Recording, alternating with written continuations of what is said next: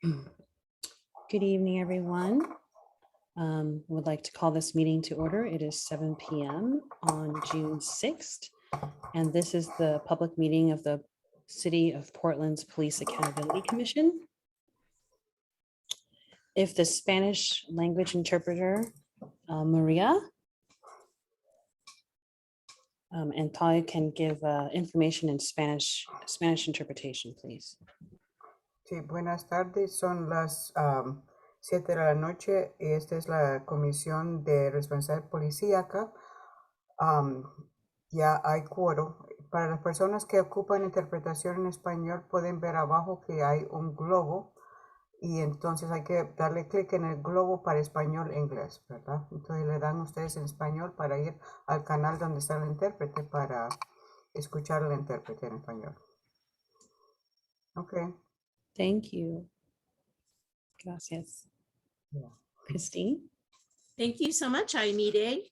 The city also offers ASL interpretation, which is being provided by Aaron and Aaron. You can pin their video feed if that is helpful to you.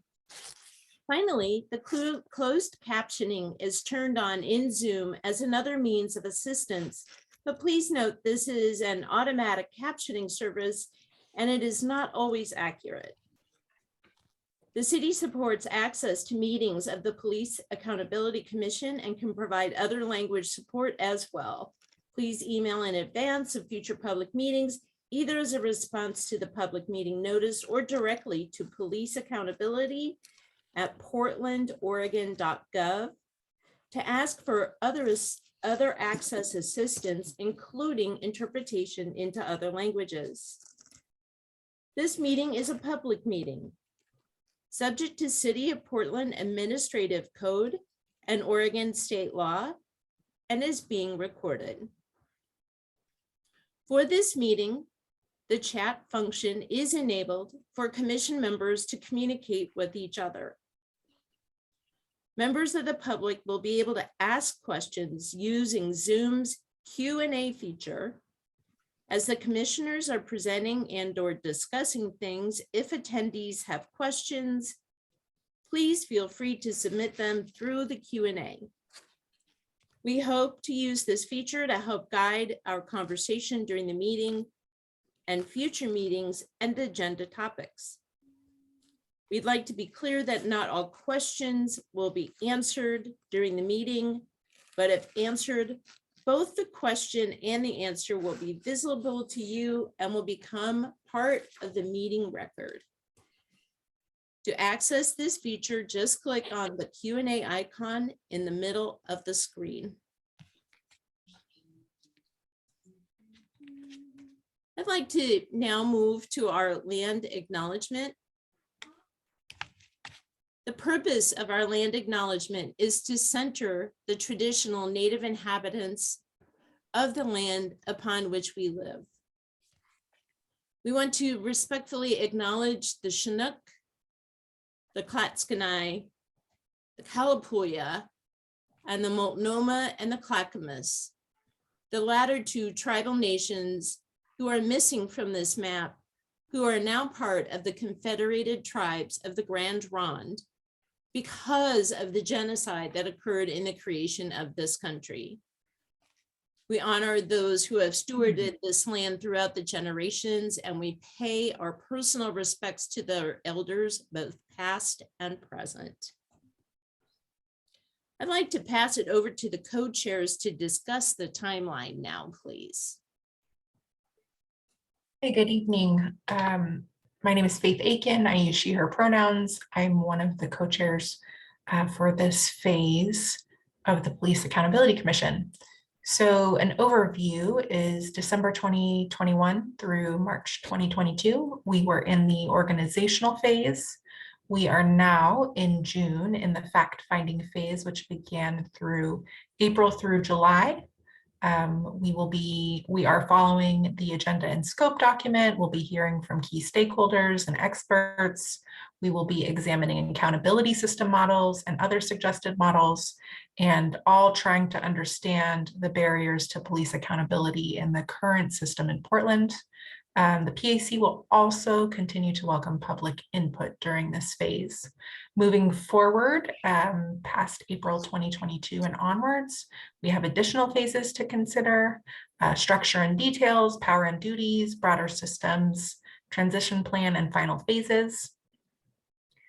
Moving to council consideration in 2023.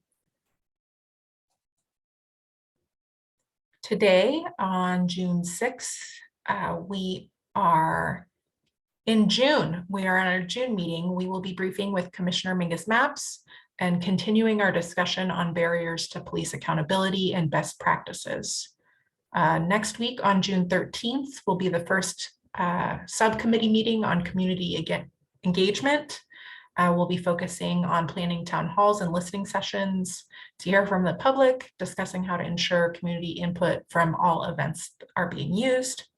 On June 16th, we have a full Police Accountability Commission meeting with the focus of bringing a briefing from key stakeholders, continuing our work to develop areas of agreement on barriers to police accountability and best practices. And continuing in June and July, we are working toward our final outcomes of the fact-finding phase, identified barriers to police accountability in the IPR process, summary of suggestions from experts, summary of models explored from other jurisdictions, suggested charter changes to recommend to Charter Commission if there are any. And CMOB, I'll throw this to you. Greetings, everybody. My name is Simab Husseini, and I am a co-chair for this fact-finding phase as well. This slide represents pretty much the current project plan for the fact-finding phase of the Police Accountability Commission's work. It's not necessarily set in stone. The slide is mostly for members of the public to be able to understand how the commission gets from now through the end of the phase, which focuses on identifying areas of agreement among commission members as to barriers to accountability in the current system, best practices from Portland and other jurisdictions, and suggestions to consider from experts, as well as taking public comment from taking public comment and meeting with key stakeholders. Today's meeting is in the blue box near the center of the screen with the yellow highlighted text as you see council briefings. Community reminders, community agreements next. Thank you so much, Commissioner Simab. We're going to take a moment here to review the community agreements on these 2 pages.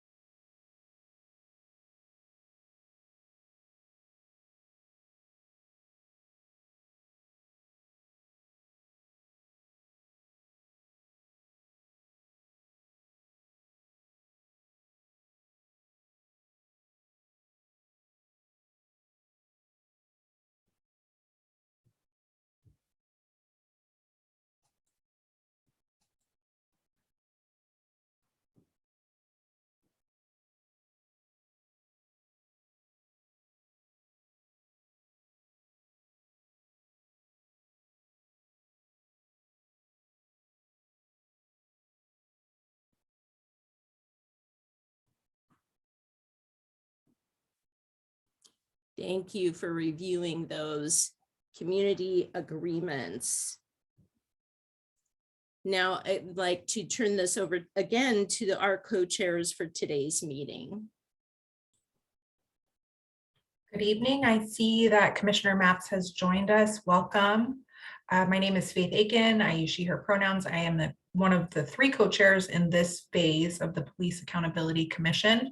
And this evening on the agenda, we will hear from Commissioner Mapps, who is a member of City Council.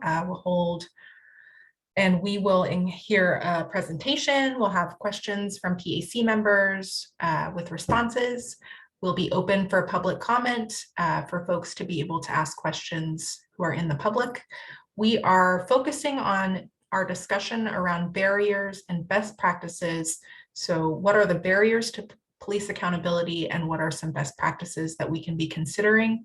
And then again, finally, we'll have public comment available for folks in the public to ask Commissioner Mapps any questions or make any comments. Thank you so much. Ayamide. Thank you, Christine, for our introductions, and welcome, Commissioner Mapps. We're excited to hear what you are wanting to bring to the table today. So thank you for being here. Well, of course, thank you for inviting me, and thank you all for taking up this very important work.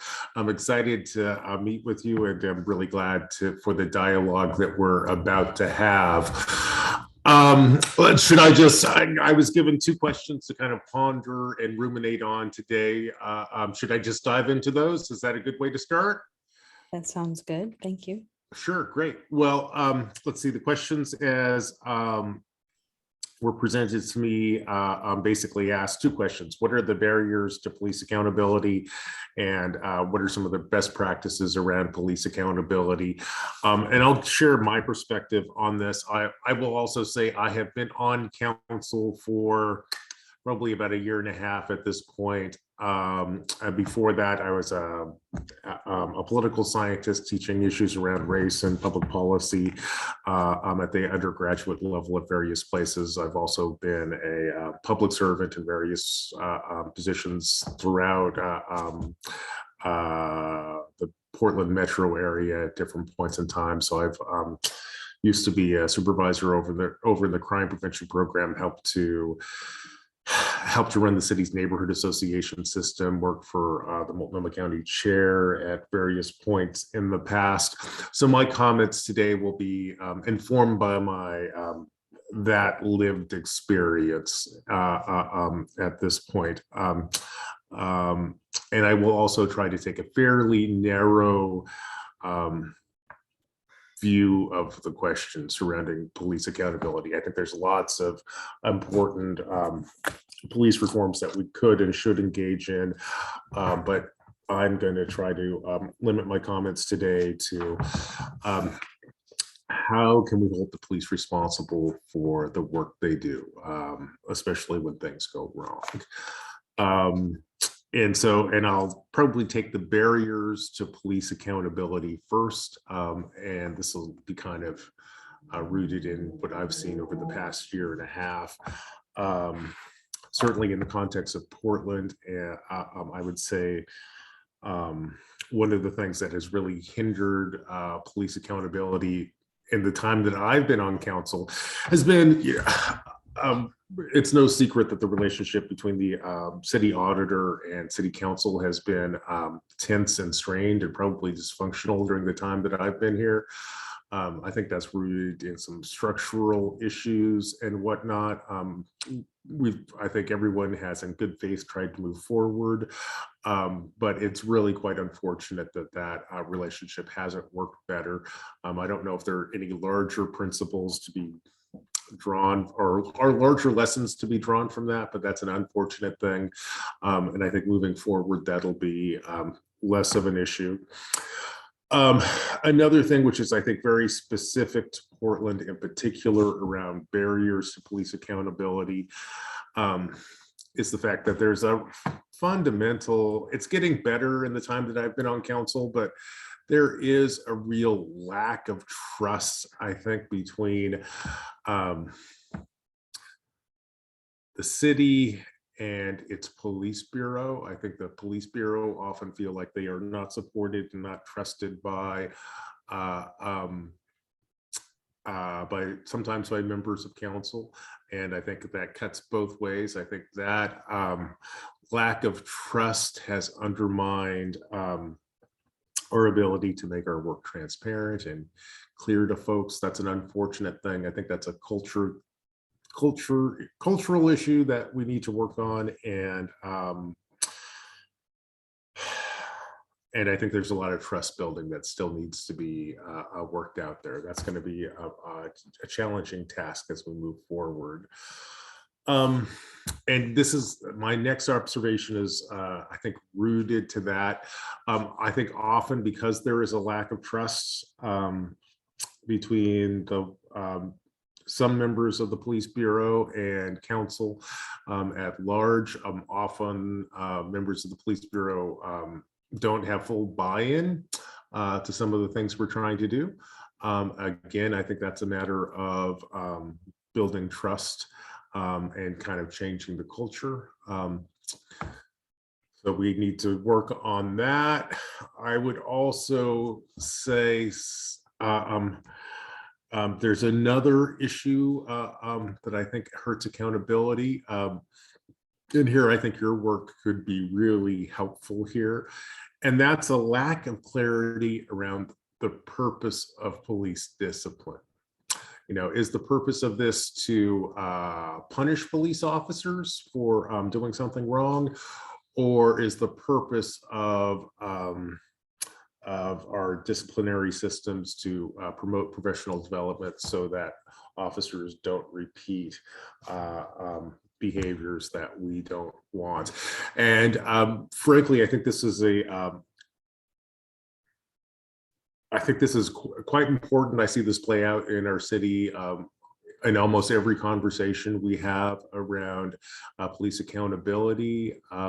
It seems like this should be straightforward to work out, but I think that we haven't been good at identifying that problem. And because we haven't come to terms with that problem, we often talk past each other. Another issue that I see hinder our ability to make progress on police accountability is just the complexity of the systems that we have built around policing here in Portland. There are many, many different committees and different entities that own pieces of this. You know, we have the DOJ in the room, we have various advisory groups, we have we have, of course, the commissioner in charge of the police bureau. You know, often where I see ourselves trying to, we have many different planning and policy development processes moving kind of in tandem, but kind of moving back and forth and intersecting in ways that often don't make sense. Often one group encourages us to undo something which the other group requires. It's just, I think, far too complex. And I hope that as we move forward, we can clean that up some. And two more items in terms of obstacles to police accountability also jump out at me. One is, you know, we have often our police accountability systems rely upon volunteers like yourselves, and you know, you folks are dedicated and enormously talented, but often digging into police cases, especially around discipline issues, for example, is just it's a heavy lift, and it's frankly I think sometimes too much to ask for volunteers to do that, or it's awfully challenging for volunteers to dig into that. And how we go about managing that is something that you know, I look forward to seeing someone resolve. And the last thing that I would just bring to your attention around police accountability issues and the challenges that Portland faces is the fact that I think Portland still struggles to comfortably and productively talk about the politics of race. You know, we are a majority white city and have been for a long time. We've just begun, I think, really in recent years. Well, this is not fair. I mean, we've been talking about race in Portland for you know, certainly my entire lifetime, and more so. But I think that there is still a lot of cultural work that needs to be done there, and frankly, practice. But I think until Portland learns how to talk about race in a way that is constructive and inclusive, we're going to really struggle in this space. So those are some of the challenges I see in terms of bringing police accountability to Portland. Now I'll take a couple of minutes to talk about some of the best practices that I have observed, and then I hope we can open this up to more of a dialogue instead of this monologue. In terms of best practices, I think you always need to start with culture. I think police agencies should operate in an open and transparent manner. That should be part of who we are as a city, especially what our public safety systems look like. I think you also have to think not only about the culture of your police bureau, but also your infrastructure around accountability. So, being mindful about how you develop, implement, staff, and fund your accountability systems and plans is something which is really important. And we have at various times been better or worse at that. I think it is one of the other things which I think is quite important, and I think is part of Portland's future, or is obviously part of Portland's future, and certainly an expectation of the people of Portland, is civilian oversight of the police bureau. That is clearly something Portlanders expect, and until we figure out how to make that work effectively, our work is not done. Another innovation that I sure hope that we're going to see, and I think the people of Portland also want to see, are body cameras. I think, if transparency and accountability is one of the things that's important to us, I think body cameras are an important step towards moving in that direction. And on a similar note, I also think it's important that we do a better job of tracking officers who have accumulated a large number of violations of city and police bureau policies. I suspect that the vast majority of police officers do a great job almost all the time. Obviously, anyone can, and over the course of your career, you will make mistakes. My suspicion is that we probably have a handful of officers throughout time who have not been very good at their jobs or haven't been fully bought into the expectations that we as a city have for police officers. I think we'd be able to see some of that if we more consistently tracked where we're seeing problems and then intervene to do something different.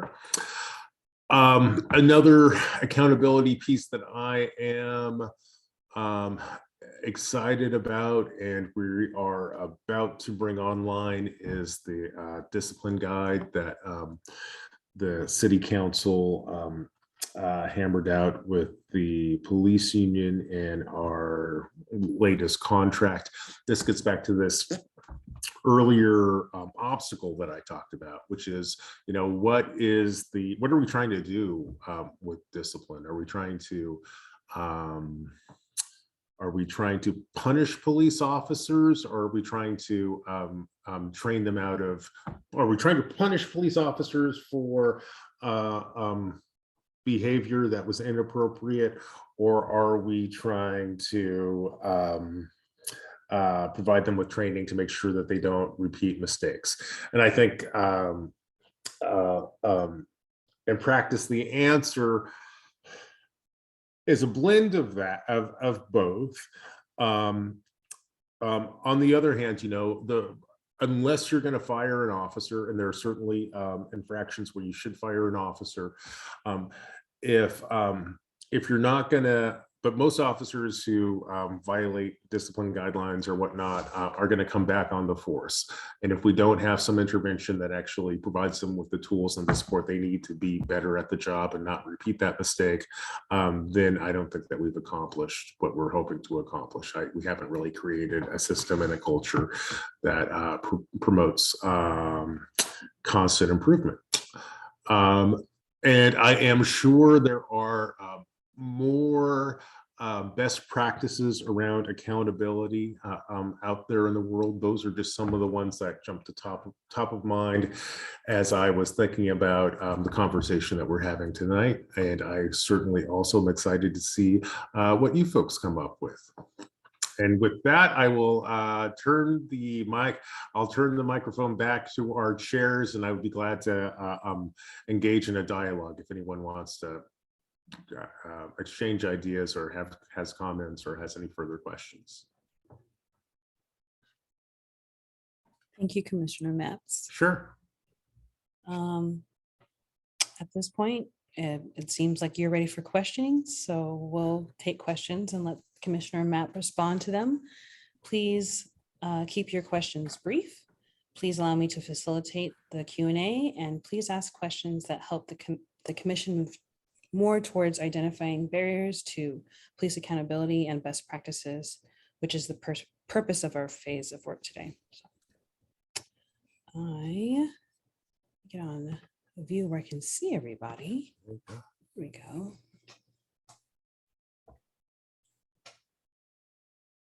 Faith. Commissioner Hi. Faith. Hi, Faith. What you thinking? Hi, thanks, Commissioner Maps. My question is, so a big piece of our work is that we are creating recommendations for a body that needs to be approved by City Council. Yeah. And so, you know, while we want to be create some form of radical justice, we also want something that's politically tenable that really does hold police accountable. Sure. So I'm curious from you, what are elements that you'll need to see for you to be able to vote affirmatively on our recommendations? Well, let's see. I would say at this point, I have no like bright lines where if you fail to include this element or that element, you know, I'm gonna vote no.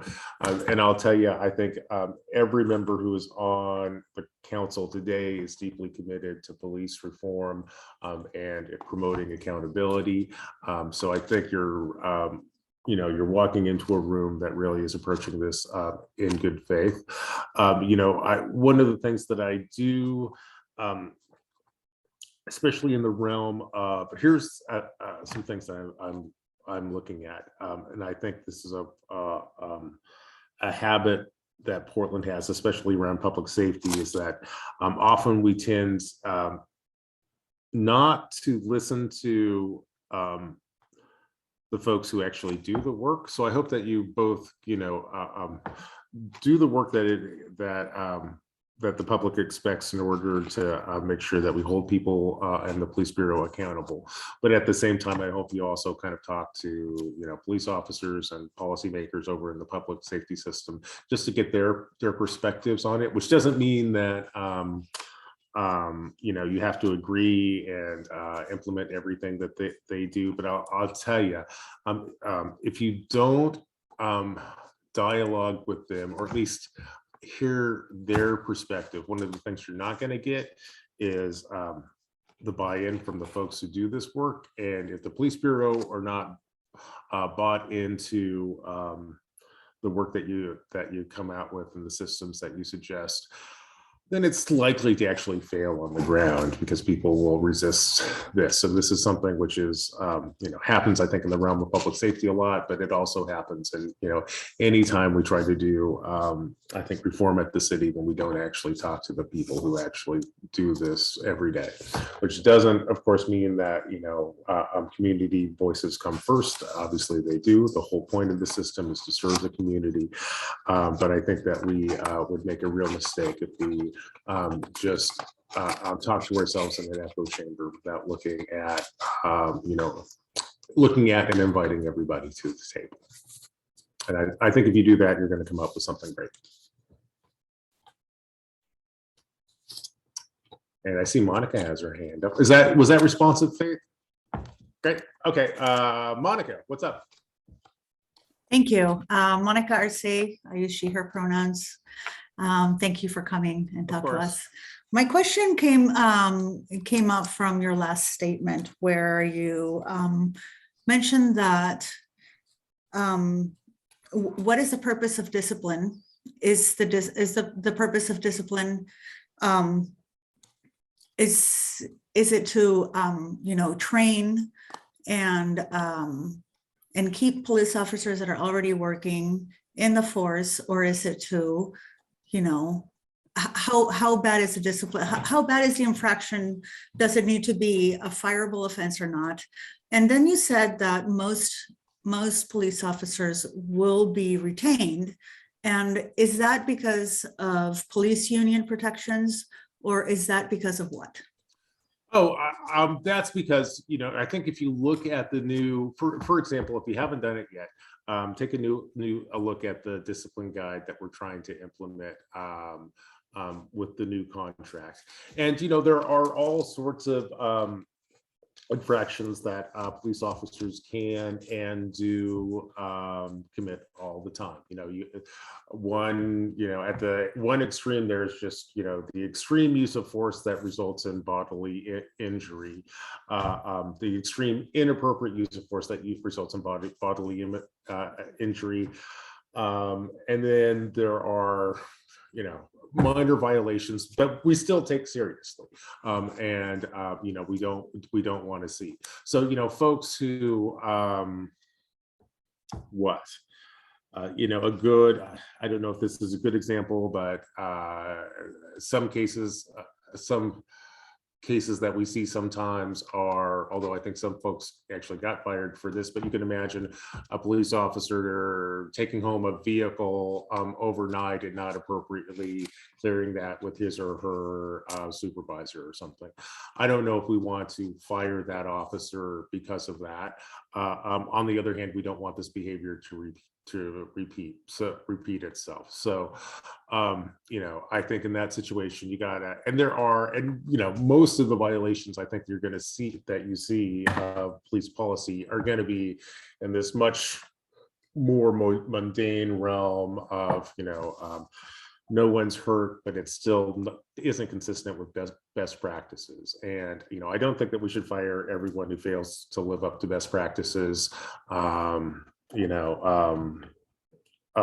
least at first blush.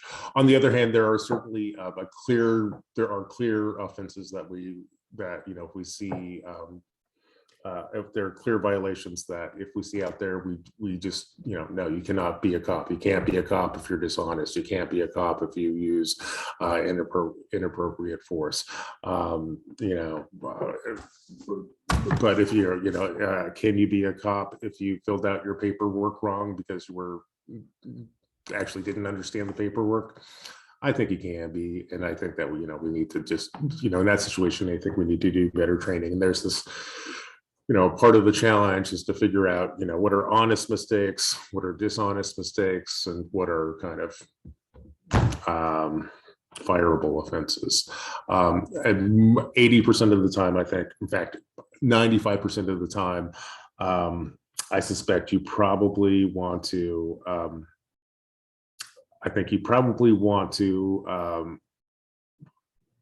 provide training to that officer so she or he doesn't repeat it and gets better. And I can imagine scenarios in I have the Office of the Bureau of Emergency Communications, and we have a lot of paperwork that needs to be done and procedures because it's 911 is just a matter of life and death. It's real tempting when you have 1,000 calls sitting on hold to cut corners, but we don't want to see that. But just because someone cut corners doesn't always mean that you want to fire them, but or maybe you want to fire them, but it doesn't mean that that's actually the right managerial choice. So that was the space I was kind of referring to, Monica. Yep. Does that makes sense? Yep. Okay. I see Sophia has her hand up. Hi, Sophia.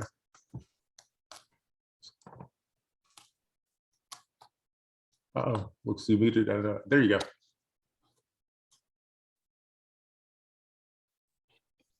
We still can't hear you, Commissioner Sophia. Sure. Looks like she's having a mic problem. Commissioner Seamob, or co-chair Commissioner Seamob. Get that right. There you go. Thank you, Ayumide. And hello, Commissioner Maps. Thank you for being here with us today. Of course. It's an honor to have you. You know, kind of piggybacking off of Commissioner Arce's comments and when you're talking about, you know, the purpose to punish, or is it to promote development and prevent mistakes? You know, I often reflect on something, you know, not even the cases against some of the RRT officers that currently exist, you know, between Brian Taylor, Lehman, and just all these other guys. But aside from all that, I mean, if you look at something so egregious, you know, former Captain Mark Kruger, who is a retired police captain who built public shrines to Nazi soldiers dressed up in Nazi uniforms, allegedly bragged about roughing up female protesters, had his case resolved, and you know, his firing was overturned, and he was reinstated. And not only he was reinstated, but then he was, I think he was given his back pay, he was given advance, and then he, at the time of his retirement, I believe in 2019 or 2020, he retired at the highest rate any Portland Police Bureau officer had ever retired. And that is our current system. That's currently where we're at. And by bringing up something like that, you know, what allowed him to get away with it all and come back and be promoted and have his record cleaned and retire at the highest rate any Portland police officer has ever retired. What allowed that to happen was the empowerment that the current police bureau has.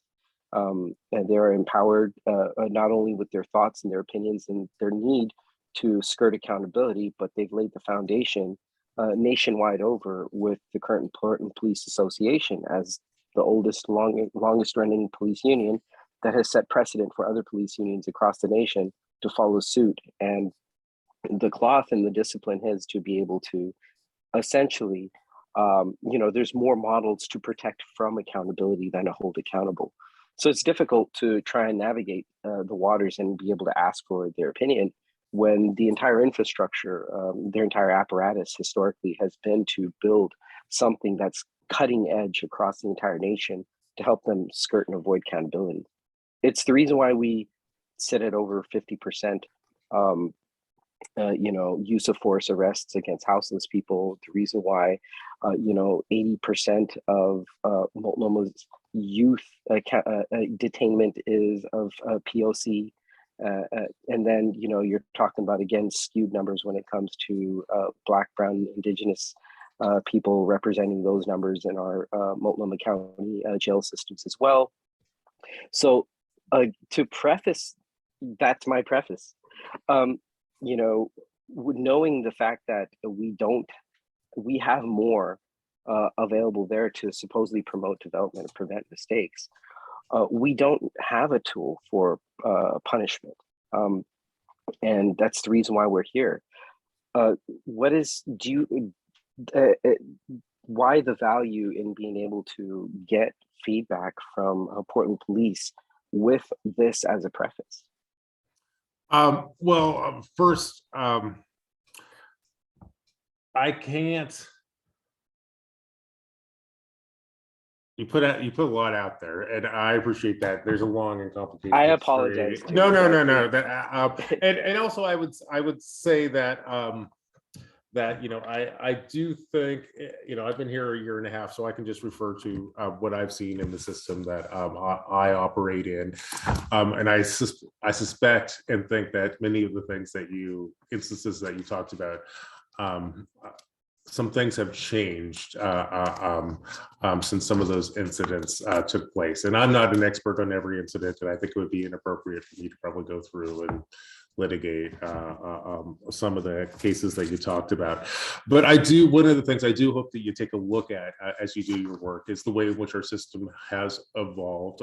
Literally, we have a discipline guide. Well, there's the old discipline guide. I know the discipline guide that we worked really hard to negotiate over the past year and a half. I can tell you that I think almost all the incidences that you pointed to would be fireable offenses in the under the discipline guide that we have adopted and we are implementing now. And I would also encourage you, policing is really complex. And I think there were probably 8 or 9 different issues that you kind of gestured to in that discussion. And I just encourage you really to begin to break some of those apart. There are labor issues, there's systems that I think don't exist anymore. Which doesn't mean to say that some of those bad systems don't still exist, but I think a lot has changed compared to the portrait that you just painted. But the larger principle I think that you're questioning is, given Portland's, the police bureau's troubled history, why would you invite members of the police bureau to participate in how they go about managing their work? It's like, I don't know how if you want to build a successful system, you really got to talk to the people who are work in that system. And that means everybody from, Portlanders who live on the street, people who've been mistreated by the system in the past, and people who tried to do this work. Questions which, as you kind of go through and identify problems out there, I encourage you to think about how many of these problems are a product of rules that create perverse incentives, and how much of it is a product of just, someone, in a position of power that shouldn't be in a position of power. How much of the problems do we see are also just like, oh, we've created a system, the system's good, but it was not built for this particular scenario that we're looking at. Those are kind of some of the dynamics that I at least have learned to be sensitive to as I take a look at the public safety space. But I look forward to seeing where you land. I encourage you to take a look at the details. Also be aware that things do change. The system that we created really have evolved quite a bit. I see Dan just dropped in the new discipline guide in the chat. And take a look at where we are now. I think a lot of work has been done. And I also think that there's a lot of work to do. And that's, why you folks are here. Thank you, Commissioner. First, I'd like to see if both commissioners and co-chair. First, I'd like to see Sophia. Commissioner Sophia, is your mic working? No. Wait. Sure. She could, if she wants to. I can hear you. We can hear you now. So Okay. yes, thank you. Yes. Thank you so much. Sorry about that. No problem. Well, thank you, Commissioner Maps, for being here. Of course. I have 2 topics that I want to discuss, and I'm going to try and leave one of them a little light because a couple of our commissioners have already kind of talked on that topic. Sure. But, considering the system, the current police system, it's clearly not working, right? And, as I hear some of your comments, I was kind of a little surprised because I thought, well, yes, we should talk to the police. I'm not prefacing that. And I do understand that there's a small group of police officers that are probably the culprits of most of the issues. So I'm not prefacing that that's not the issue, but the issue is how do we stop that, right? how do we stop this small group when it seems that they are very slippery, and the system and the police bureau and the union really works hard to let the slippery ones slip through. So our goal is not to crash the good police officers, but Sure. how do we get the system changed, right? How do we prevent this slippery slope? Looking some of these examples, should we fire somebody for taking a vehicle home? Maybe, maybe. I work for the government. Yes, you can get fired for that misuse of government property. And is that a low level crime or low level activity? Well, maybe there's something did get mixed up, but at the same time, what are they using that vehicle for? Why are they taking it home? I mean, there's just a lot of other things that are really high stakes when it comes to that. It's not that simple as did you forget Yeah. to do that. So, prefacing, are we going to do training? What is our purpose? Training. I mean, training has been something that police have been doing for a long time, and we're still in the same position that we were in before. So I'm not sure if training is the answer either. So my next question is, we are volunteers. The Police Accountability Board will be a group of volunteers, and you mentioned things such as, it's a big burden, and we've been thinking about that as well.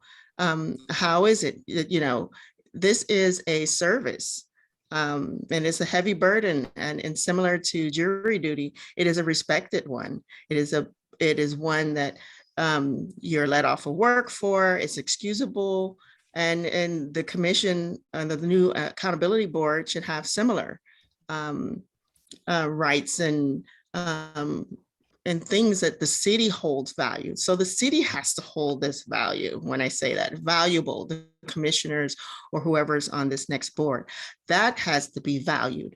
And there's got to be a way to do that. As you said, you're looking forward to some way to do that. But once they're valued and it's looked at upon more like jury duty, it is a duty to your community. And it's an excusable one, and there's some support systems involved in that. That would be very helpful. But those are my comments. I'd just like to hear your reactions, and I'll thank you so much for being here. Oh, sure. Well, Sophia, it's great to hear your voice. And I have a couple of reactions. One is I hope, and I don't want to leave you with the impression. I think it's important that we track, the number of, use of force things by officers or whatnot. I think that could be a helpful diagnostic tool. However, I doubt that the fundamental problem with our police bureau is a matter of just bad apples. I think in my observations, when things most of the time when things go wrong at the police bureau, often there's a more larger systemic issues going on. So for example, and I've seen this over and over again in various professional hats that I've worn, like a tired police officer is the most dangerous police officer who's out there. And Portland is filled with tired police officers, and there are various perverse incentives around overtime, and frankly, I think we have a terrible scheduling system over at the police bureau, so it's really easy for people to get overworked. I've seen police officers go out. Real example, police officer go out for essentially a welfare check or something. The guy sets himself on fire right in front of the cop, has to put him out, and then because very traumatic thing to see someone set themselves on fire right in front of you, and then you have to put them out, sort of deal with the situation, and then you have to complete your shift because there's no one to replace you. So while I'm sure bad apples exist, I also am far more worried about these larger systemic issues that happen, which are one of the reasons why I'm really encouraging you to talk to the people who do the work, because I think often we create incentives, we create systems that create incentives for the kinds of behaviors that we don't want. And I don't think you're going to really be able to discover those if you don't at least talk to those folks. And also, if you don't talk to those folks, you have to sort of, and this would be true for any program in government that you run, if the people who do the work don't feel like they were heard, just as, commissioner of oversight board members want to be heard and respected. If people who do the work don't feel like they're heard and respected, I suspect the likelihood of positive outcomes are diminished too.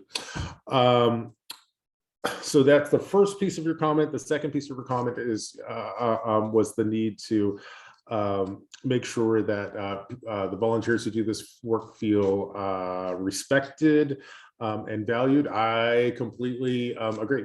And I think one of the things that I think you in particular, and you're going to have unique experiences because you'll be doing work you're doing work which is adjacent to, I think, some of the work that our future oversight board will do.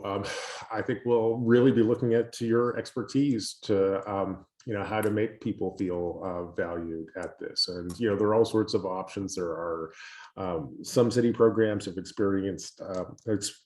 experimented with stipends. Maybe that's an answer. I know often the difference between a volunteer board being successful versus unsuccessful is the amount of kind of staff support they get. If you're working out there all alone with like a quarter staff person, that can be overwhelming. I'll also know, as a guy who has to deal with a lot of police lawsuits, each one of these things is just, it can be deep and complicated and 1,000 pages long, and that's just like long, hard slogging work, and how you do that. I have a hard time dealing with that stuff as a professional with staff who are dedicated to kind of supporting me and figuring this stuff out. And if I were kind of stepping into this as my evening community service, it would be really challenging. And I think in order to get that right and make this a good experience for the volunteers to do it, we're going to need a lot of advice. And I think that's a piece of your work that we ought to take really seriously, and the city needs to take really seriously too.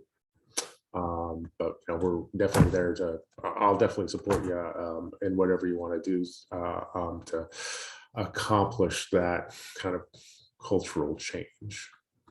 Is that responsive, Sylvia? Or good enough? Thank you, Commissioner Matt. I'll say it wasn't good enough, but okay. All right. Well, we'll continue this dialogue. I wanted to do a time check of 7:52 just to give people a heads up. And I see that there are two other commissioners that had questions, Commissioner Charlie and Commissioner Handelman.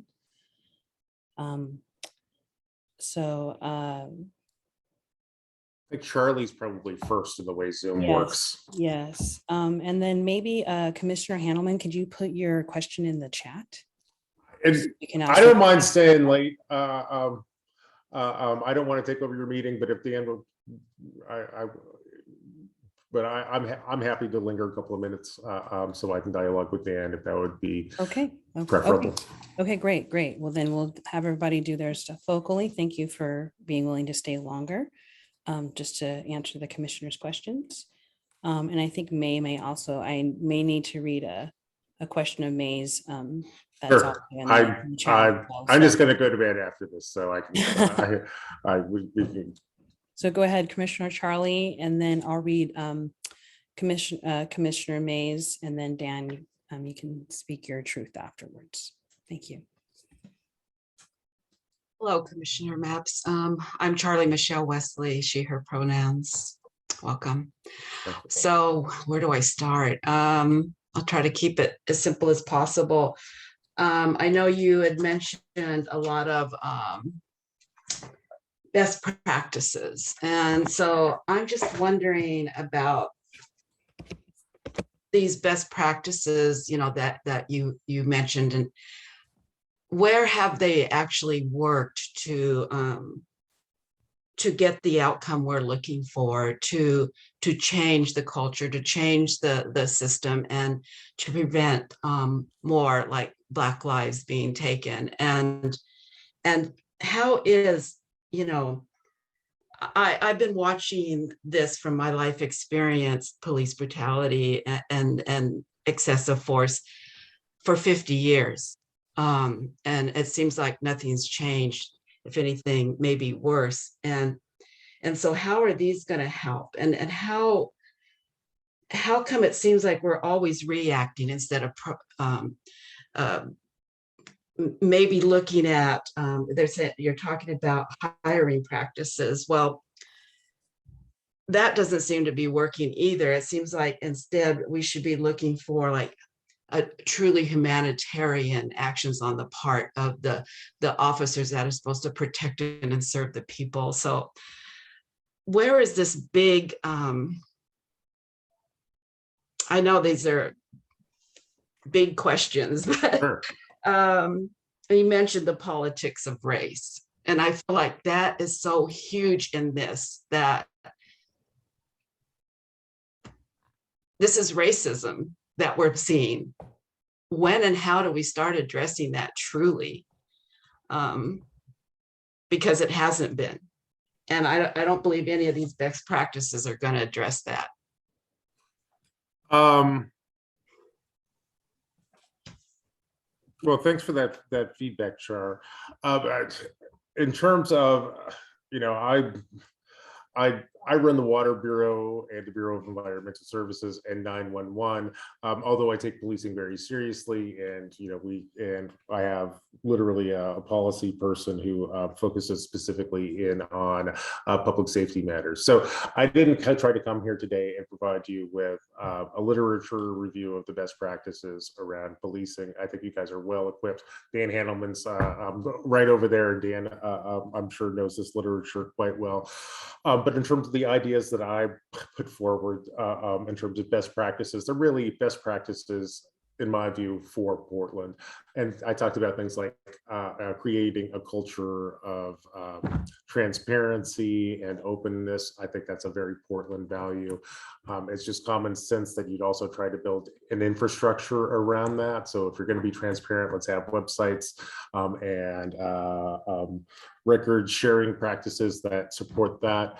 I think Portlanders have spoken very clearly about their desire for civilian oversight of the police bureau. I think Portlanders, at least from the polling I've seen, have also spoken very clearly about their desire and support for body cameras. As a guy who manages and supervises probably, I don't know, 1,400 city staff, I can just tell you, it's just good practice to pay attention to your employees who consistently get into trouble and try to kind of track those, because if someone gets in trouble 10 times in a row, it's likely that they're going to get in trouble again. At least that's just a management practice that I try to bring to my work every day.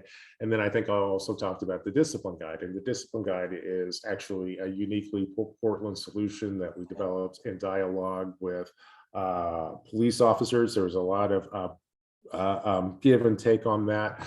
And the purpose of that design, the intuition behind that design guide, the discipline guide, was to, strike a balance between this thing that I've mentioned several times today, is the, when do you fire a police officer? When a police officer does something wrong, when do you fire them, and when do you try to train them and provide them with the support they need so that they don't repeat the mistakes? And, that is actually not something that we got from San Diego or New Orleans. That was a solution that was very much developed here in Portland for Portland. We actually haven't really implemented yet, or if we have, it's only been implemented for a matter of weeks at this point. But it looked like a very Portland solution, and I hope it works. And we certainly approach the work of developing that discipline guide with that spirit in mind, trying to find Portland solutions to Portland problems. Thank you again, Commissioner Mapps. Commissioner Handelman? Hi, Dan. I hear your voice all the time, but I rarely have the privilege of seeing your face. It's good to Oh, see you. wait, I am so sorry. I said that I was actually going to read Commissioner May's question into the record and give you a chance to speak, and then Mr. Handelman. Yeah. So Commissioner Maps, I was shocked at what seemed like a lack of resources and support to two volunteer groups that spoke to our commission. What I am concerned is the city's ability to sustain the community-driven process. So that was her comment. Sure, and I don't know what groups spoke to you, and the amount of staff support that various volunteer groups really varies depending on which group it is. It often depends on which bureaus, you know, those volunteer groups are rooted in. For your sake, though, I think you should be mindful of this space. I wouldn't worry about it too much, though. I believe that council is deeply committed to making sure that you have the resources, and the Police Oversight Board has the resources that it needs to get this work done. I don't think that you're going to find yourself starved, especially if you articulate that this is a priority for you.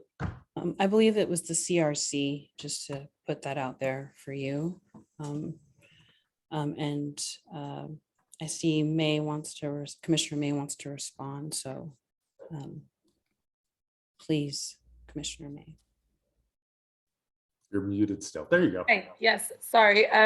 So, you know, in this profession, we talk a lot about the heavy content, about the graphic material, about trauma, vicarious trauma, how it affects people, you know, over long time exposure. And then we have impacted community members from the groups who are, you know, mostly being affected by the policing issues.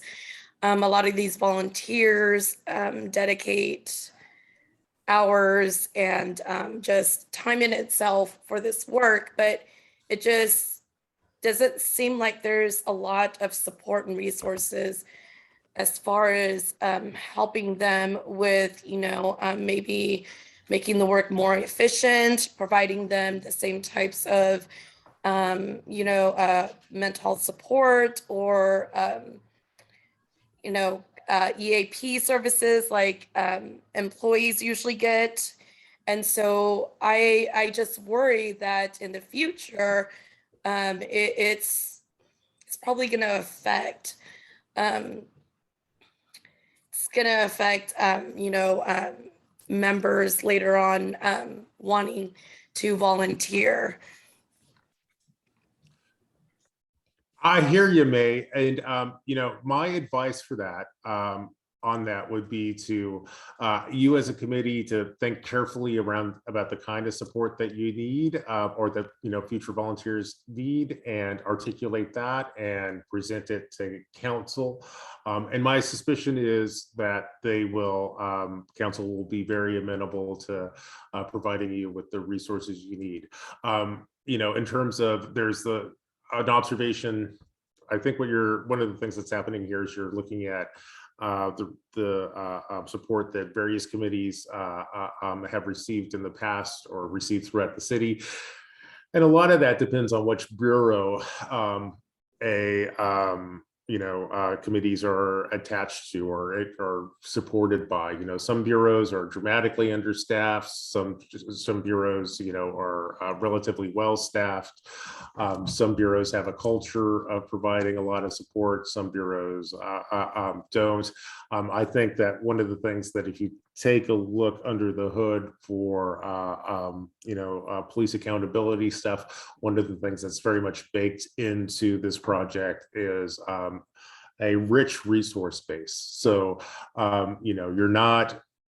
I wouldn't expect you to encounter a situation where people say, oh, well, we don't have the money to pay for staff to provide people with the support they need. That shouldn't happen in this particular scenario.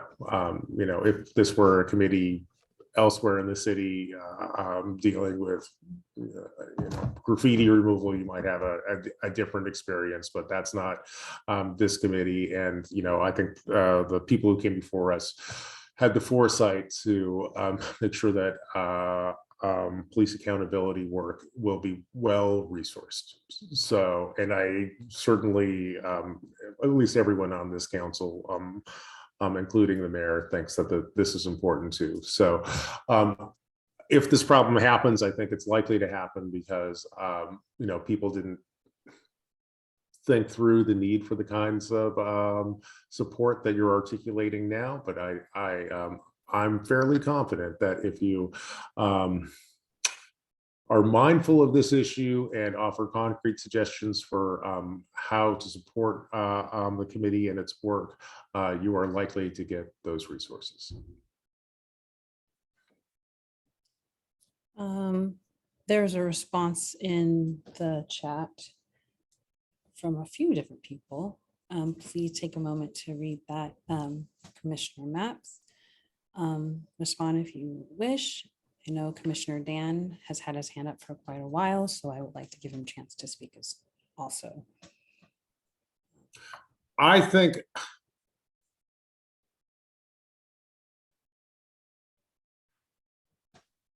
if we want to talk about the discipline guide, I'll come back another day to talk about the discipline guide. That's a rich discussion, and I think there are ways, you folks have the discipline guide now, and I'm probably not the best guy to fully unpack this, although I sure hope and encourage you to have a session on the discipline guide, and I will come back if you'd like me to be there for it.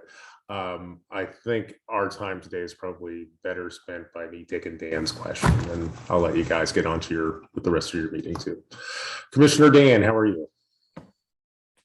Good evening, Commissioner Maps, and thank you. And yes, I'm recognizing this is the first time I'm addressing you as a public official to a public official, so I noticed that when I was talking with the mayor as well. Very interesting, different kind of situation here. So but just so you know, we do have it on our list to talk to both the Portland Police Bureau and the Portland Police Association as part of our fact-finding phase. So rest assured that is something that the commission's already agreed that we're going to do. It was actually in the paperwork that City Council assigned to us. So I assume so. So last year, you sat on City Council as during an appeal from CRC about a vehicle that was towed and then the officer did not report it.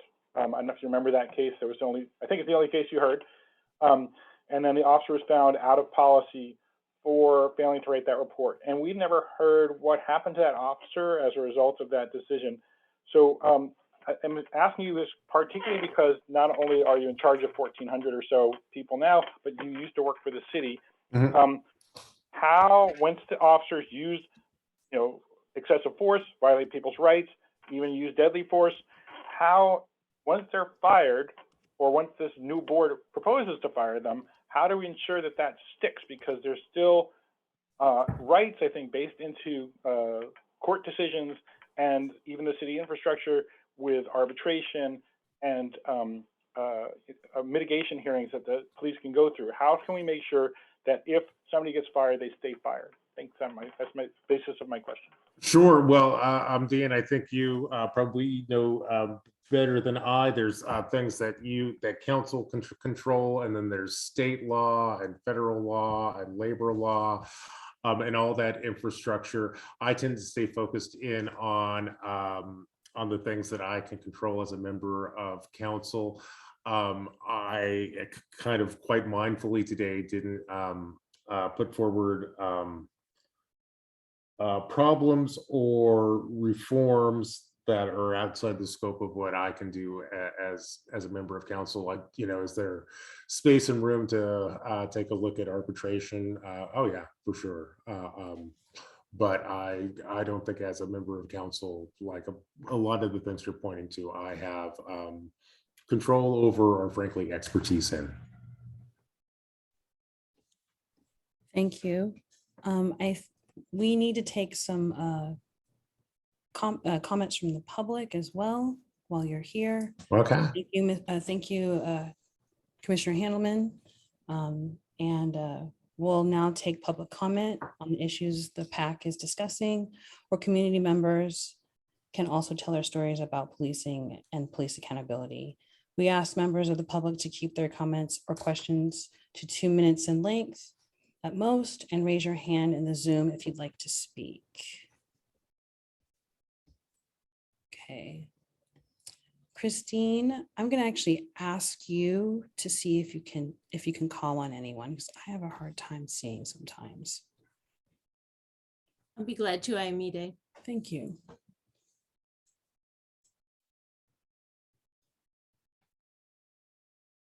I do not see any of our attendees raising their hand yet.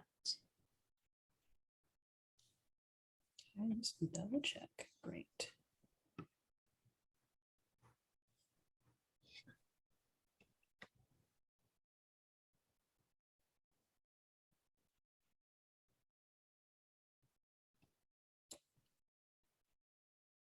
Okay, I think there's no public comment, so I guess we will just wrap this up with Commissioner Maps.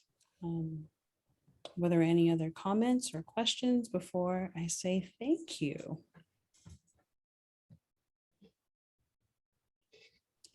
Okay, well, thank you again for your time and expertise, Commissioner Maps. Absolutely. Again, before I go, I want to thank you for having me here today. I want to also thank you for the work that you do. Indeed, I think this is some of the most important work being done in the city.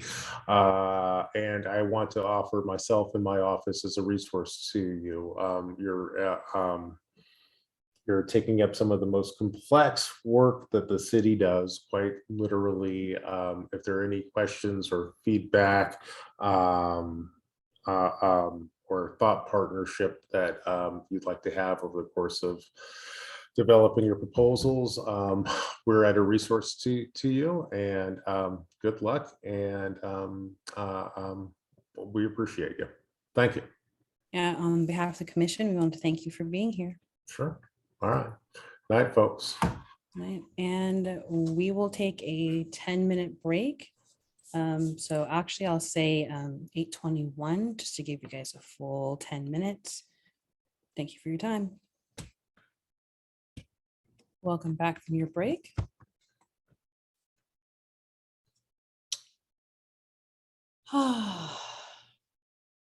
So I guess our next step, we are discussing, the next on our agenda is the barriers to accountability and best practices in the current system.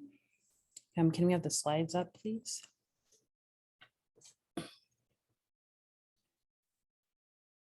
Thank you.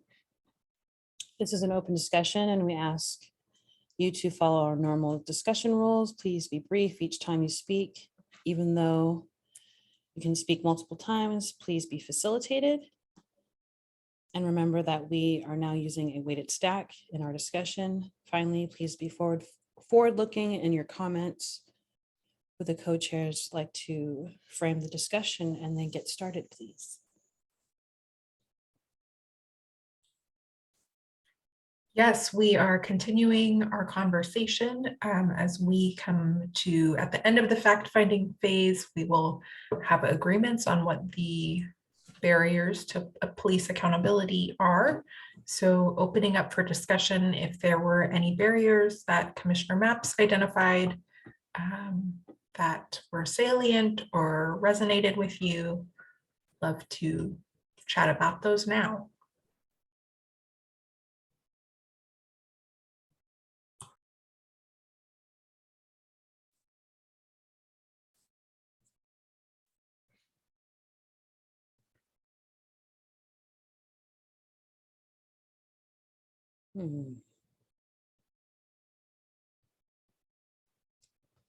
Christian, Commissioner Christian. And you're on mute still. Hi, sorry. No, yeah, I knew I was on mute. I panicked because I was trying to lower my hand and then I couldn't figure it out. And am I pronouncing your name correctly? Because I want to make sure that I am. Christian? Yeah, Christian's fine. Yeah. You can say Christian too. But Christian, doesn't okay. matter. Either way is So fine. I'm all about. I respond to both. It's not a big deal. Don't worry about it. Hey, sorry, I'm forgetting my question now. Oh, I don't think he identified this barrier necessarily, but he mentioned something that made me wonder if this was a barrier. And I think this could be a question or something I could learn more about. We could learn more about as a group when we talk to people within the actual police system that work within that system. But he mentioned that, oh God, I'm sorry. I'm talking and trying to find the question in my notes because 1 second, I'm very sorry. Oh yeah. He mentioned like in terms of retraining versus fireable offenses that he kind of alluded to, like, oh, things like inappropriate use of force would be a fireable offense. And I was curious, this is kind of I feel like this question has been asked before too, but like what is defined as inappropriate use of force and how does that change from situation to situation? I don't know if there are policies already in place within the police system that might be a barrier to us creating our own definition of what inappropriate use of force is. I was kind of curious how that dynamic might work out, or how that might play out in the future. What's our limitation versus what is already in place, stuff like that. Yeah. Anyway, that was my thought. Thank you. Commissioner Angie, is this a reply to Kristen's question or it's something different? Okay. I'll first wait and see if anybody would like to answer Christian's question or might have any comments. Faith? Commissioner Faith? Yeah, I think this is the first time that we've heard from a speaker kind of get into the details of some aspects that I think will come later for us. But I think you bringing it up now is a good flag of, I know we love working through process documents, but there will be a point in which we need to define what that means, of as we make recommendation, what are the areas in which we are speaking really clearly, because use of force means there's a lot of political context in that. So yeah, I appreciate that call out. And I think it's something that we need to kind of continually be listening for in this phase. Thank you, Commissioner Faith. Commissioner Angie, and then Commissioner Sophia.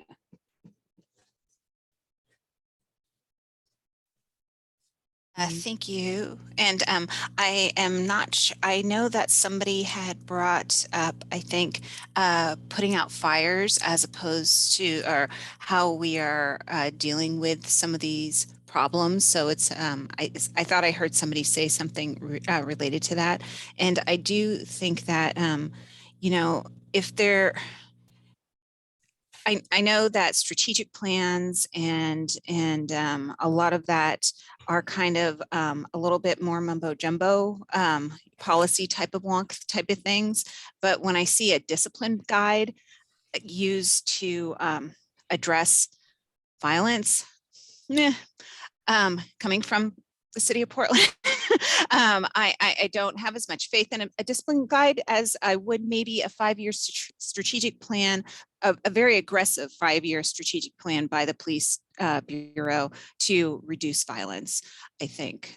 So that's just a thought that I had while listening to Commissioner Maps tonight.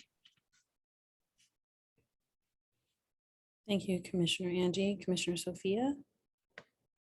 I want to comment a little bit about what Christian was talking about, what's a fireable offense, and just listening to Commissioner Maps, I felt like there was a lot of downplaying of violations to say that they're not fireable offenses. And I was going to use the one with the police vehicle, for instance. The question is, why are you taking that vehicle home?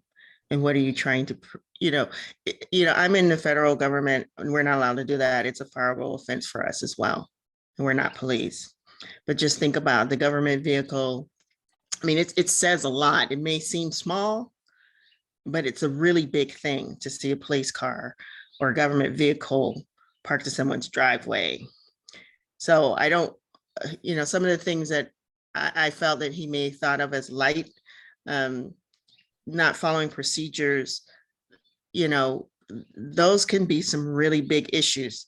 They may seem small, but they can have very big effects on outcomes. So I was a little concerned about thinking of those as being small offenses and not fireable, because if paperwork isn't done right, something big can happen and something bad can happen to someone. So just considering that. My other thought for some of the barriers he mentioned, which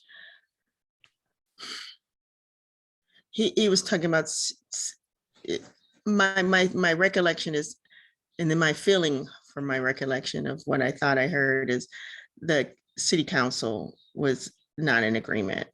And it sounded to me like he mentioned that as a barrier. Having the police not trusting the council and the council not trusting the police. And I will say that I won't say I was surprised, but there's more to that. And I just can't, I can't speak to it right now, but that bothers me. So if I get other words, I'll come back to them, but it just worried me. So that's it. Thank you.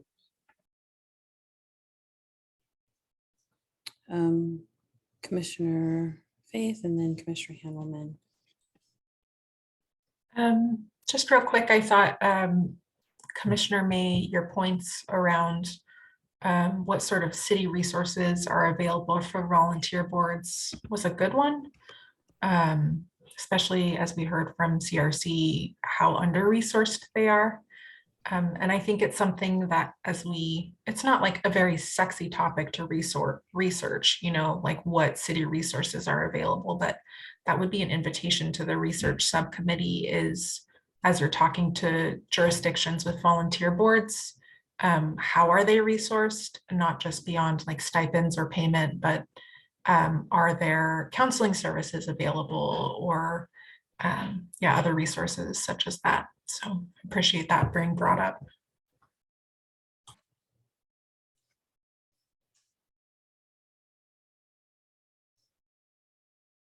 Commissioner Handelman. Well, Commissioner McDowell hasn't spoken yet, so I'll defer to her and then I'll go. Okay, thank you for that. Go ahead, Is that Commissioner. okay? Yep, yes, yep. Okay, yep. all right. So good evening, everybody. I guess one of the things that I took away from this discussion and from the discussion with Mayor Wheeler was that we do need to engage in robust dialogue with the police, and certainly the Bureau. I don't have necessarily the same impression with the union, but for sure the Bureau. And I guess I'm wondering, since these folks are advocating for that, since I think that's tricky because we know that the association at least actively opposed the measure that we are working to implement, threatened to file lawsuits, has been very obstructionist in that process. I think that creates an impediment for us to engage in those dialogues. So I wonder whether it would make sense to, since both Mayor Wheeler and Commissioner Mapes offered their offices as resources, to engage with them in some way to facilitate those conversations, to help us identify the people at the Bureau that they feel we could constructively dialogue with and engage in those conversations. I worry because of the history of at least PPA on this measure that we can try to engage, but that kind of constructive engagement won't happen. And then that will be well, you didn't engage with us, therefore we can't support this. I don't want to get caught up in that loop, and I feel like we could be, but one way around that may be to ask, take the commissioners up on their offer to help us as we move forward, and particularly to facilitate some of those dialogues. Thank you. Thank you, Commissioner Catherine. Any comments on that? Commissioner Sophia, are your comments on what Commissioner Catherine spoke on? Yes, I just want to say I agree. I'm not sure how that's going to work. I too, hear them saying, yeah, we should talk to them.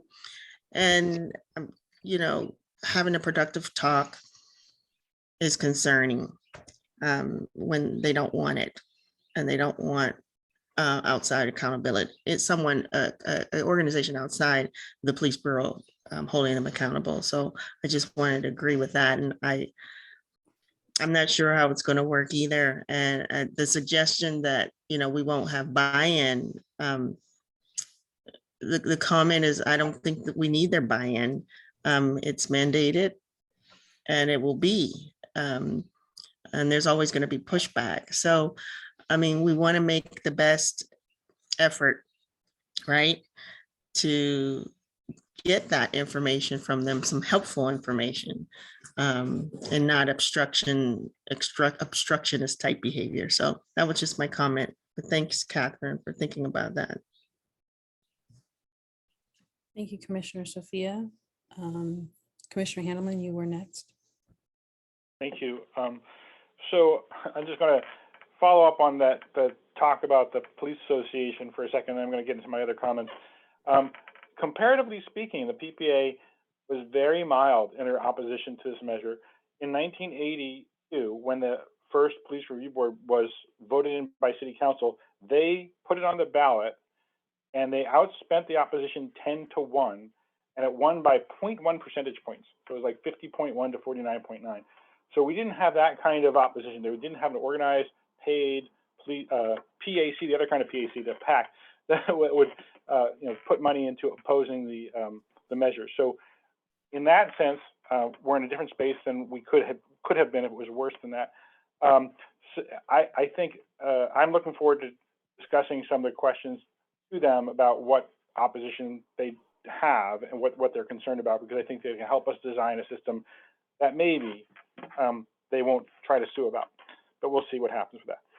If I'm understanding Commissioner Mapps's story about the car that was taken home correctly, there was a case that went before council about a week or two ago where an officer had been demoted, not fired, for taking his car away from work dozens and dozens of times and putting on thousands of miles that weren't appropriate. And he sued, saying that other officers, he's a black detective, and he said other officers who were white weren't treated the same way. And the city just settled with him for $60,000 for demoting him. They didn't admit any wrongdoing. So I'm not sure if there's another officer that Commissioner Mapps was thinking of, but I don't know of a cop that got fired for taking their car home yet.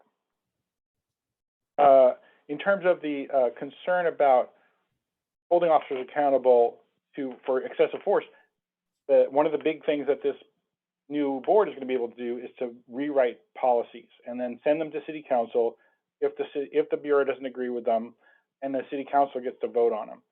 So I think that's going to be one of the key measures to avoid that barrier, is change the policy to make it so that what the community thinks should be out of policy is found out of policy. I think that's one of the big barriers we have now. And the last thing, Commissioner Mapps mentioned something that I hadn't thought of before. He said something about tapping into us, we the commission, to help guide the new board as it gets set up. And it's envisioned that we're going to dissolve, or we won't be a body anymore at that point. But it would be an interesting thing if we go back to council and ask them, I mean, for those of us who are interested, ask them that we be thought of as a resource for the city as the new board's getting put in place, because we will know in and out all the details that we came up with that we sent to city council, and hopefully we will be able to help with that transition. So it's just something I wanted on the record based on what he said.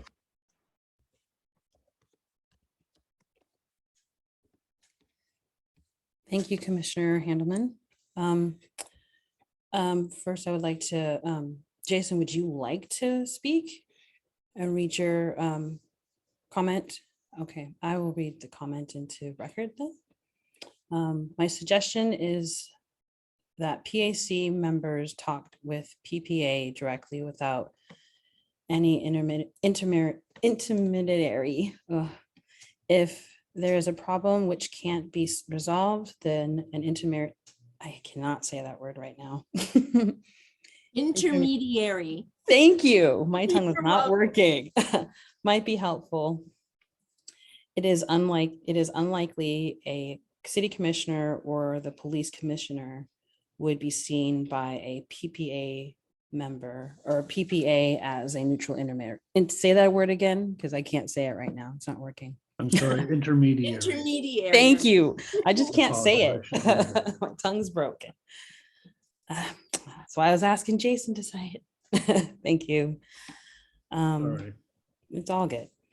And then I see that Sarah Ames, Deputy City Attorney Sarah Ames, you had your hand up as well. You're very far away if you're talking. And we cannot. Forgot hear I you. had my, Thank you. let's see, so do you hear me now? Yes. Okay. I just wanted to say, I don't know if it's a barrier, but some of the conversation tonight has brought up that the fact that so much of this area is governed by state law could provide some constraints in the kind of system that you can develop. Just two examples.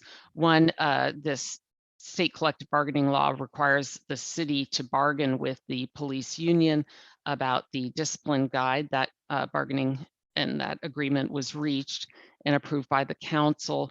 But there was a state law passed more recently that will require the state to come up with its own overarching statewide discipline guide, which will, you know, kind of that will be the discipline guide. So it won't be a locally designed guide at all at that point, to my understanding. The other, you know, you heard Commissioner Maps talk about some of the due process rights and other things for the employees as public employees. The other piece, oh shoot, there was one more little angle that, on the positive side, the state law did, one of the reasons that the city did develop a formal discipline guide and appropriate, put it in the collective bargaining agreement. The prior guide was not part of the collective bargaining agreement, was that those under reforms passed recently in the legislature, if you do have a bargained discipline guide and you impose discipline based on that, arbitrators have less ability to overturn the decisions made by the local officials. So you heard about, for example, Captain Kroger, and some, I believe in his case, the arbitrator overturned the discipline that the police bureau was going to impose.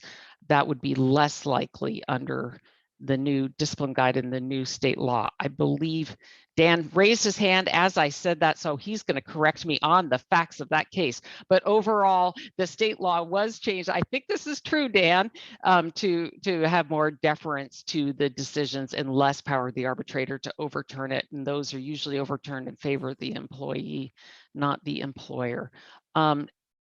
And so all this to say that in your planning about the current status, I would urge you to talk to either someone in the city attorney's office, or you have funds for some outside counsel to really explore what the options are within the current state of law, whether there's options for advocating for changes in the law, or just what the constraints are in the legal framework that surrounds this important area. Dan, correct me. Commissioner Dan, and then Commissioner Angie, and then we'll have to move on. Thank you.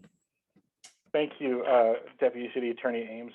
And the case with that specific police person that we've been talking about, Captain Kruger, did not go to an arbitrator. That was a case where the city council agreed to undo the plan and pay him $5,000. But the cases that have gone to arbitration, the issue really hasn't been, most of the time, the arbitrator changing the level of discipline because they disagree with the amount of discipline. It's mostly been because they disagreed whether the officer violated policy or not. And that isn't going to change based on the new state law. And there's a fact sheet about that on the Portland Cop Watch website if you want to read about it. But just so you know, there's two different parts. There's one, the level of discipline, and the other, did the officer actually violate policy? Thank you, Commissioner Handelman. Commissioner Angie? Thanks. And I just wanted to make one comment about, thank you for putting a link to the discipline guide, because after reading it, I do see that it is part of the Department of Justice. It's approved by the Department of Justice, and it has a lot more weight than just a normal city discipline guide. So thank you for putting the link to that in the chat and allowing me to read it. Hopefully it will help. Thank you, Commissioner Angie.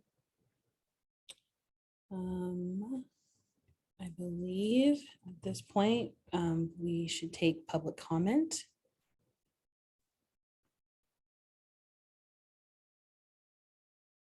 We'll now take public comment on the issues the PAC is discussing, or community members can also tell their stories about policing and police accountability. We ask members of the public to keep their comments or questions to 2 minutes in length at most, and raise their hand in Zoom if they'd like to speak. Christine, I'll also ask if I could use your handy computer skills to help see the. You got it. I'm looking in the attendees to see if any attendees have their hands raised.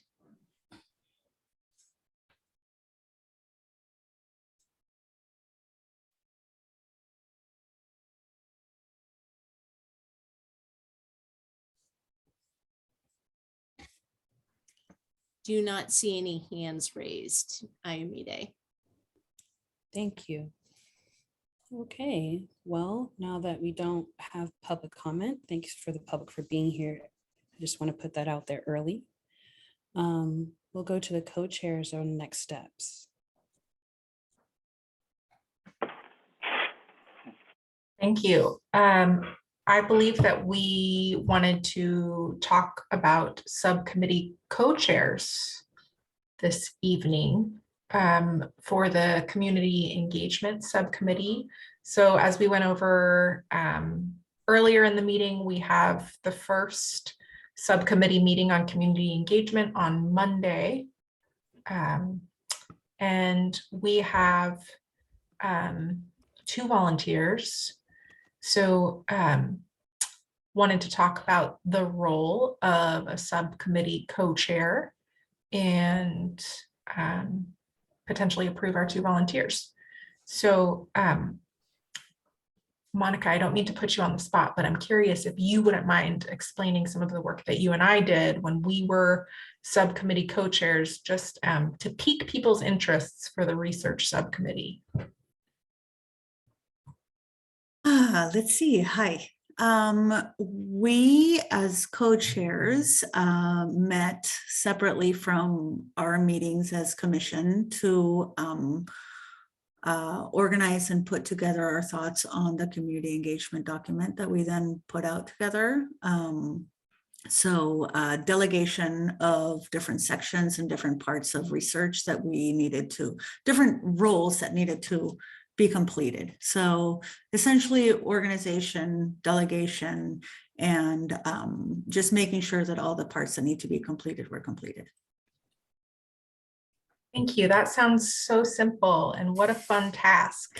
So that's an invitation for the research subcommittee. If you are a member of that subcommittee, look how easy Monica made it sound. please express interest. And then thank you so much to Connie and Tirsa for volunteering to co-chair the Community Engagement Subcommittee during the fact-finding phase.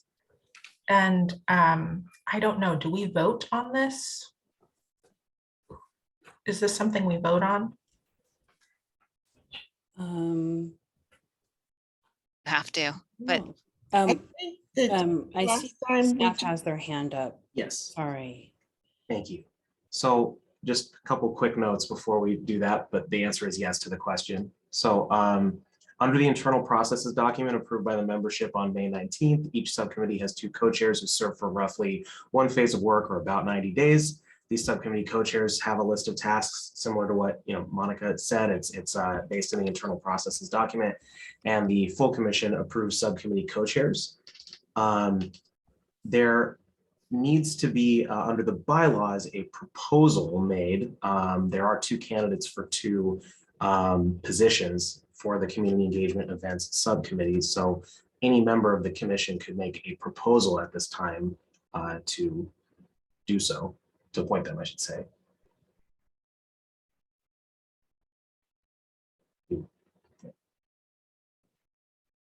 propose that we nominate Commissioner Tirsa and Commissioner May as the subcommittee chairs for the I'm sorry, for the Community Engagement Committee.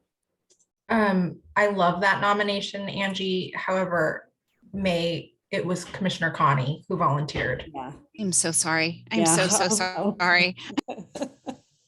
So there is a proposal on it. Before we move into that, are there any questions on the process of taking consensus? Okay, so the process is essentially, is there strong opposition to this motion from any member of the commission? Seeing none, is there general agreement to these members as co-chairs of the subcommittee on community engagement events? I see Thank lots you. of happy fingers. So there is consensus. So Commissioners Connie and Tirsa have been approved to serve as co-chairs of the PAC subcommittee on community engagement events for this phase of work. And we can move on to the next item. Yes. Christine, would you mind? On to the next item, please. So our next item is reviewing the garden plot. And so I took out of the chat, there were a couple of things. The first one being is to address Commissioner Angie's note in the chat. Does the discipline guide take into account that good management can create a different work culture? And so addressing that in would be part of the next conversation also, I believe. And that is really the biggest thing that I have taken away as part of the garden plot for this evening. And I want to double check with support staff, please. Yeah, I had one other thing, which was from Commissioner Christian's comment, the process for the oversight board, how they go about changing policies and directives related to the definition of whether something is misconduct or not. And possibly if that fits into the current system of directive review. Thank you. Yep, I have that as well, so that's perfect. Commissioner Sophia. Yes, I have one more, and I didn't mention it during the session, but just to ponder the idea, what is the difference between accountability and discipline? We talked about that a lot. It was interchangeable. It was used interchangeably, but maybe we should kind of have some parameters on that as well. Commissioner Monica. Thank you, Commissioner Sophia. I think I would like to understand better what is the training, the background, and how does one get prepared to be a police officer? And what that entails really, like, and are we looking at the curriculum, training, and process that a police officer has, that somebody has to go through to do that? And is that something that should be looked into? I don't know if it's within our purview or not, but it may help me to understand some of this.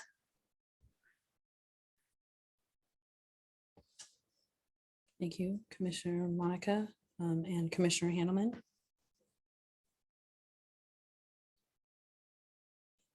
Oh, are you speaking?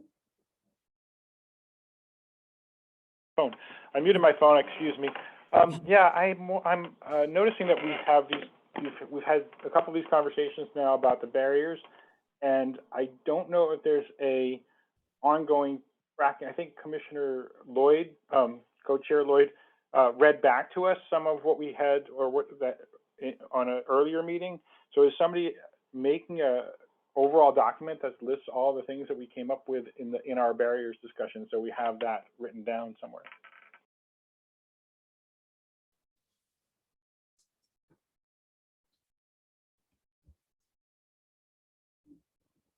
I believe we're planning on going back through the videos to see and to create that document. So it's in the process of creation. Yes. And the co-chairs, yes.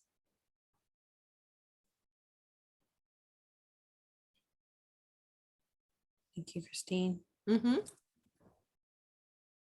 Any other questions or comments?